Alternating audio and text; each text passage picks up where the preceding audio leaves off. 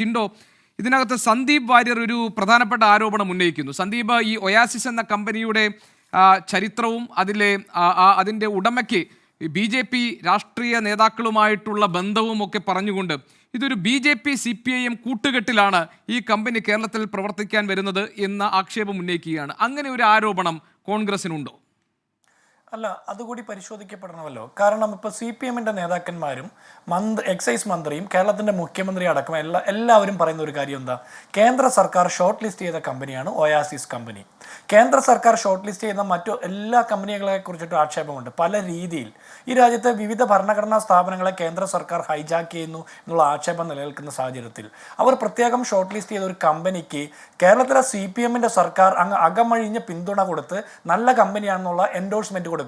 സമാനമായ സാഹചര്യം നമ്മൾ കുറച്ചു കാലം മുമ്പ് എറണാകുളം നഗരത്തിലെ ബ്രഹ്മപുരം മാലിന്യ പ്ലാന്റിൽ 10-13 ദിവസക്കാലം തീയിട്ട് കേരളത്തിലെ മധ്യ കേരളത്തിലെ ആകാശപരിധിയിൽ 23 കിലോമീറ്റർ ചുറ്റളവിൽ വിഷപ്പുക കെട്ടി നിൽക്കുകയും സാധാരണ മനുഷ്യർ ശ്വാസം കിട്ടാതെ പ്രയാസപ്പെടുകയും ചെയ്യുന്ന സാഹചര്യത്തിൽ ആ മാലിന്യ കൊള്ളയ്ക്ക് നേതൃത്വം കൊടുത്ത കമ്പനിയെ മികച്ച കമ്പനിയെന്ന് എൻഡോഴ്സ് ചെയ്ത് കേരളത്തിൻ്റെ മുഖ്യമന്ത്രിയും തദ്ദേശ സ്വയംഭരണ വകുപ്പ് മന്ത്രിയും MP രാജേഷിനെ പോലുള്ള ആളുകളൊക്കെയാണ്. സമാനമായ സാഹചര്യമാണ് ഒയാസിസുമായി ബന്ധപ്പെട്ട് പറയുന്നത്.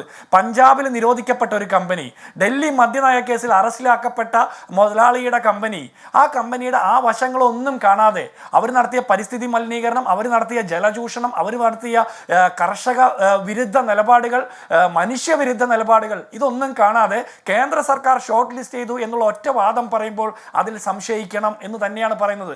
അതിനപ്പുറത്ത് ഇപ്പോൾ CPI നേതാക്കന്മാരുടെ അല്ല ഡോക്ടർ ജിൻഡോ, അതായത് സർക്കാർ പറയുന്നത് ആ ഭൂമിയിൽ ഒരു വ്യവസായം തുടങ്ങാൻ വേണ്ടി ഒരാൾ ഒരു നിക്ഷേപം ഇറക്കാൻ വേണ്ടി വരുമ്പോൾ അതിൽ പിന്നെ ആ കമ്പനി ബ്ലാക്ക് ലിസ്റ്റ് ചെയ്യപ്പെട്ടിട്ടുണ്ടോ, അല്ലെങ്കിൽ കേന്ദ്ര സർക്കാർ ലിസ്റ്റ് ചെയ്തിട്ടുള്ള കമ്പനിയാണോ, അവരുടെ പ്രവർത്തനക്ഷമത സംബന്ധിച്ചും അല്ലെങ്കിൽ മറ്റേതെങ്കിലും തരത്തിലുള്ള കേസുകൾ അല്ലെങ്കിൽ ഏതെങ്കിലും തരത്തിൽ ബ്ലാക്ക് ലിസ്റ്റ് ചെയ്യപ്പെട്ടിട്ടുണ്ടോ എന്ന കാര്യങ്ങളൊക്കെ അല്ലേ സാധാരണ നിലയിൽ ഒരു സർക്കാർ പരിശോധിക്കേണ്ടതുള്ളൂ എന്നതാണ്. ഇതിൽ പിന്നെ ടെൻഡർ വിളിക്കേണ്ട കാര്യമില്ല. കാരണം അവരുടെ ഭൂമിയിൽ അവർ നിക്ഷേപം ഇറക്കാൻ വരുന്നു, അതിൽ നൽകേണ്ടുന്ന മറ്റ് സഹായങ്ങളാണ് വേണ്ടത്. പിന്നെ അതൊരു കുടിവെള്ള പ്രശ്നമാണെങ്കിൽ, അങ്ങനെ നാട്ടുകാർക്ക് പ്രശ്നമുണ്ടെങ്കിൽ അത് പരിശോധിക്കാമെന്ന് മുഖ്യമന്ത്രി പറയുന്നു. ഇങ്ങനെ അല്ലെങ്കിൽ പിന്നെ എങ്ങനെയാണ് ഈ നാട്ടിലേക്ക് വ്യവസായം വരിക എന്ന ചോദ്യത്തിന് എന്താണ് മറുപടി? അല്ല, ഇങ്ങനെ അല്ലെങ്കിൽ പിന്നെ എങ്ങനെ വരുമെന്ന് ചോദിച്ചാൽ ആന്തൂർല സാജൻ്റെ കുടുംബത്തോടും ഇന്നിപ്പോൾ കൊച്ചിയിൽ ഇന്ധനം നിറയ്ക്കാൻ വന്ന ടാങ്കർ ഉടമയോട് പണം ചോദിച്ചതിൻ്റെ അത്തരം കാര്യങ്ങളോ അവരോടൊക്കെ ചോദിക്കേണ്ടി വരും എങ്ങനെയാണ് വ്യവസായം വരേണ്ടതെന്ന്. അല്ലെങ്കിൽ വ്യവസായ മന്ത്രി P രാജുവിനെ പോലുള്ള ആളുകൾ വിശദീകരിക്കണം.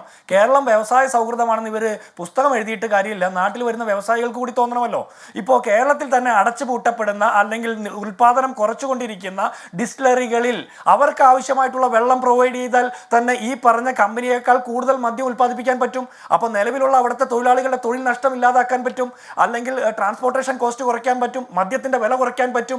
മദ്യ ഉൽപ്പാദനം കുറഞ്ഞ ചെലവിൽ മദ്യപാനികൾക്ക് മദ്യം കൊടുക്കലാണ് സർക്കാരിൻ്റെ ഉദ്ദേശമെങ്കിൽ, തൊഴിൽ നൽകലാണ് സർക്കാരിൻ്റെ ഉദ്ദേശമെങ്കിൽ, മദ്യ കമ്പനികൾക്ക് അടിസ്ഥാന സൗകര്യം ഒരുക്കലാണെങ്കിൽ നിലവിലുള്ള കമ്പനികൾക്ക് അത് ആദ്യം ഉറപ്പ് കൊടുക്കണ്ടേ? അത് കൊടുക്കണ്ടേ? അപ്പോൾ ഇവിടെ മദ്യത്തിന് കൊടുക്കുന്ന പ്രയോറിറ്റിയേക്കാൾ മുൻപ് സാധാരണ മനുഷ്യർക്ക് കുടിവെള്ളം കൊടുക്കാൻ വാട്ടർ അതോറിറ്റിക്ക് കഴിയുന്നില്ല, കർഷകർക്ക് കൃഷിക്ക് ആവശ്യമായിട്ടുള്ള വെള്ളം കൊടുക്കാൻ ഇറിഗേഷൻ ഡിപ്പാർട്ട്മെന്റിന് കഴിയുന്നില്ല. അവിടെയാണ് പ്രത്യേക താല്പര്യമെടുത്ത് ഒയാസിസ് കമ്പനിക്ക് മദ്യനിർമ്മാണത്തിന് ഞങ്ങൾ വെള്ളം കൊടുക്കുമെന്ന് കേരളത്തിലെ മുഖ്യമന്ത്രി പറയുന്നത് വ്യവസായ സൗഹൃദ നിലപാടിന്റെ ഭാഗമാണ് എന്ന് പറഞ്ഞാൽ വിശ്വസിക്കാൻ പറ്റില്ല. ഈ നിലപാടുമായിട്ട് ഇവർ മുന്നോട്ട് പോയാൽ എലപ്പുള്ളി പഞ്ചായത്ത് കേരളത്തിലെ CPM-ന്റെ അന്ത്യം കുറിക്കുന്ന മറ്റൊരു നന്ദി ഗ്രാമമായി മാറുമെന്നുള്ള കാര്യത്തിൽ തർക്കം വേണ്ട. ഈ എക്സൈസ് മന്ത്രി CPI നേതാക്കന്മാരുടെ വീട്ടുപടിക്കിലേക്ക് തിടുക്കപ്പെട്ട് ഓടുന്നത് എന്തിനു വേണ്ടിയിട്ടാ? സെറ്റിൽമെന്റിന് വേണ്ടിയിട്ടല്ലേ? ഇടതുപക്ഷം എന്ന് പറഞ്ഞൊരു പക്ഷമില്ലാതായി കേരളത്തിൽ. ഇവരെ ഇടതുപക്ഷമല്ല, തീവ്ര വലതുപക്ഷ. ഈ ജനങ്ങളെ സകല മേഖലയിലും സർവ്വവിധത്തിലും കൊള്ളയടിച്ചുകൊണ്ടിരിക്കുന്നു ഒരു സർക്കാർ. മദ്യം നിർബാധം ഒഴുക്കാൻ വേണ്ടിയിട്ട് മദ്യ കമ്പനികൾക്ക് ഒത്താശ ചെയ്യുന്ന ഒരു സർക്കാർ. സാധാരണ മനുഷ്യരുടെ വിലാപം കാണുന്നില്ല. കർഷകരെ സംരക്ഷിക്കാനാണ് ഉദ്ദേശിക്കുന്നതെങ്കിൽ അവർക്ക് താങ്ങുവില കൊടുക്കാൻ ഈ സർക്കാരിന്റെ നയമെന്താ?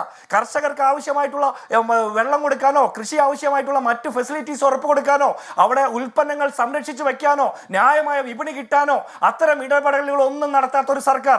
ഇനി ആ കർഷകരിൽ നിന്ന് ഏറ്റെടുത്ത പച്ചക്കറിക്ക് കൃത്യമായിട്ട് പണം കൊടുക്കാൻ പറ്റാത്ത സർക്കാർ, നെല്ല് ഏറ്റെടുത്തിട്ട് ആ നെല്ലിന്റെ പണം കൊടുക്കാൻ പറ്റാത്ത സർക്കാരാണ്.